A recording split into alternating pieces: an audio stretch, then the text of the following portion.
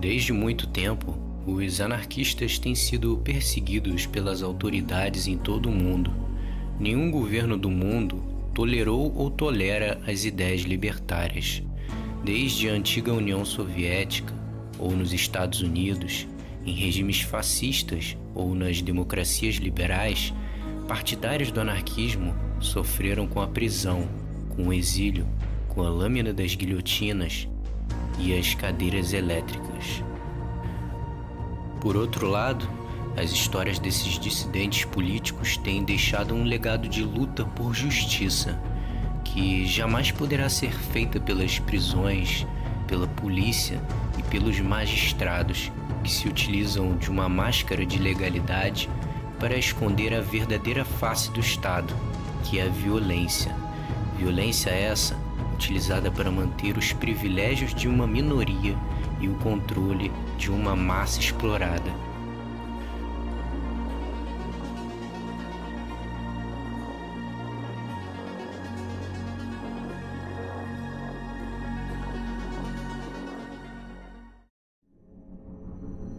Com o surgimento da criminologia positivista do médico italiano Cesare Lombroso, o anarquismo foi tratado como uma patologia.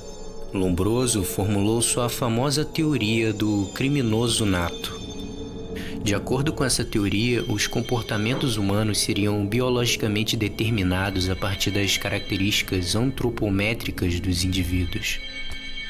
Dessa forma, os criminosos poderiam ser classificados como tipos atávicos. Em outras palavras, indivíduos que produzem física e mentalmente características primitivas do homem. Lombroso chegou a fazer uma análise antropométrica do anarquista francês Ravachol. A cara extraordinariamente irregular caracteriza-se por uma grandíssima estenocrotafia, pelo exagero dos arcos superciliares, pelo desvio marcado do nariz para a direita, pelas orelhas em forma de ase localizadas em diferentes alturas, enfim, pela mandíbula desmensuradamente grande, quadrada e muito saliente, que completa nessa cabeça as características de um delinquente nato. No Brasil do início do século XX, as ideias da criminologia positivista de Cesare Lombroso serviram como base para a Lei Adolfo Gordo, que, entre diversas medidas, propunha a expulsão de estrangeiros envolvidos em greves. Nos anos 1920, durante o governo de Arthur Bernardes, milhares de anarquistas eram mandados aos campos de concentração localizados na Clevelândia do Norte, no extremo norte do Brasil. E em 1898, representantes de 21 países se reuniram numa conferência internacional dedicada a combater grupos anarquistas. Foi a chamada Conferência Internacional de Roma para a Defesa Social contra os Anarquistas, que mais tarde se tornaria a Interpol. Mas entre os diversos casos de perseguição política ao movimento anarquista, um dos mais famosos aconteceu nos Estados Unidos nos anos 1920. Foi o controverso julgamento de dois anarquistas italianos, Nicola Sacco e Bartolomeo Vanzetti, que atraiu enorme atenção internacional, gerando protestos e greves no mundo inteiro. Naquela época, os Estados Unidos viviam uma guerra interna marcada pelo desemprego, pela miséria e criminalidade.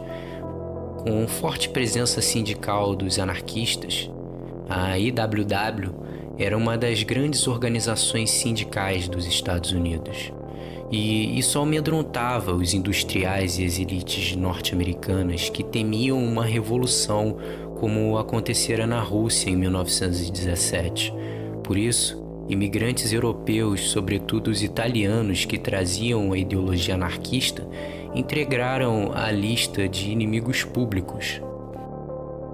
Mas entre os diversos grupos anarquistas haviam aqueles que recusavam o sindicalismo como uma ferramenta revolucionária, por achar a organização sindical burocrática e hierarquizada, sendo, portanto, um atraso à revolução. Este era o caso do anarquista italiano Luigi Galliani. Como anarquista insurrecionalista, ele defendia a propaganda pelo fato, isto é, a detonação de bombas e atentados contra as autoridades como uma estratégia revolucionária. Galliani publicava um jornal chamado Crônica Subversiva, que continha um manual explícito ensinando os trabalhadores a como preparar bombas.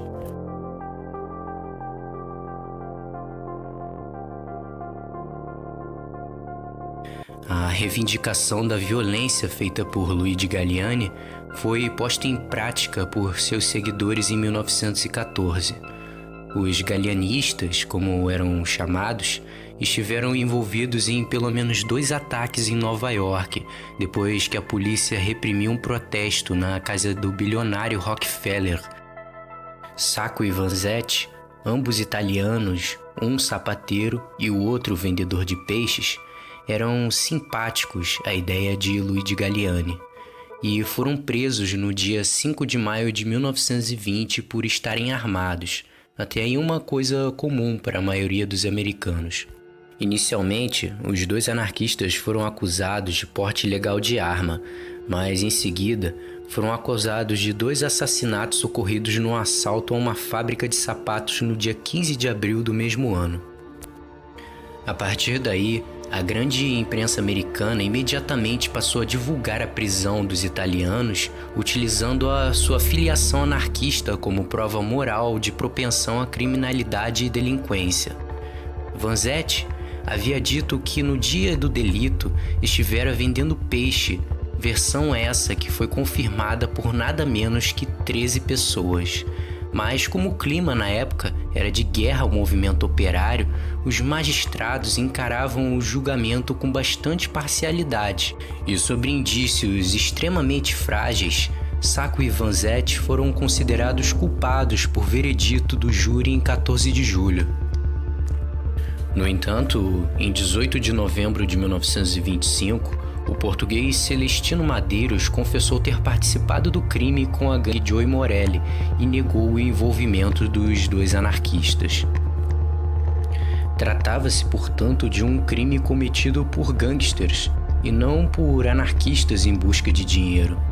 Mas mesmo com essa revelação, a Suprema Corte Estadual recusou-se a reverter o veredito, mantendo assim a condenação.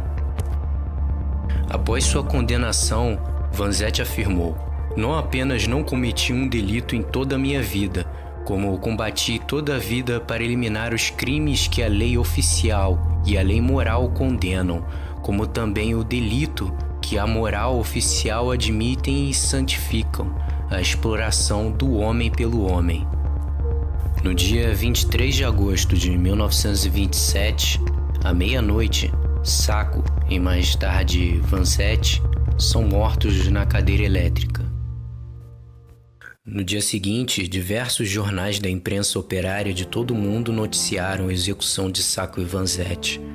Uma grande indignação tomou conta dos operários que pararam a produção e iniciaram grandes marchas com grandes confrontos com a polícia. Por dias, o caso gerou revoltas em diversos lugares do mundo, como na Itália, na França, no México, na Inglaterra, na Alemanha e até mesmo no Brasil.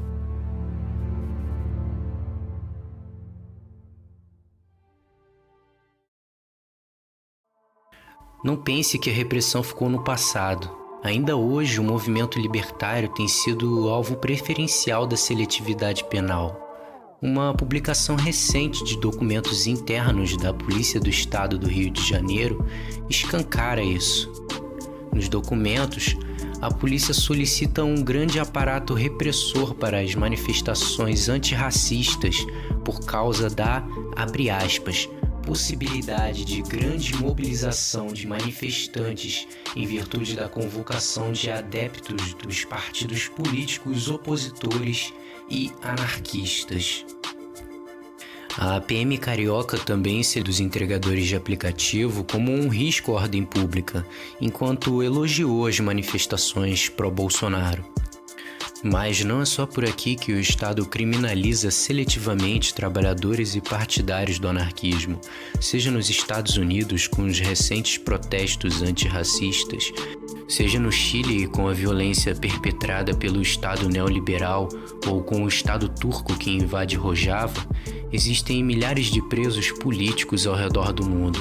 Por isso, essa semana, do dia 23 a 30 de agosto, é importante para nos recordar da injustiça cometida pelo Estado contra Sacco e Vanzetti e nos solidarizar com todos os presos políticos do mundo.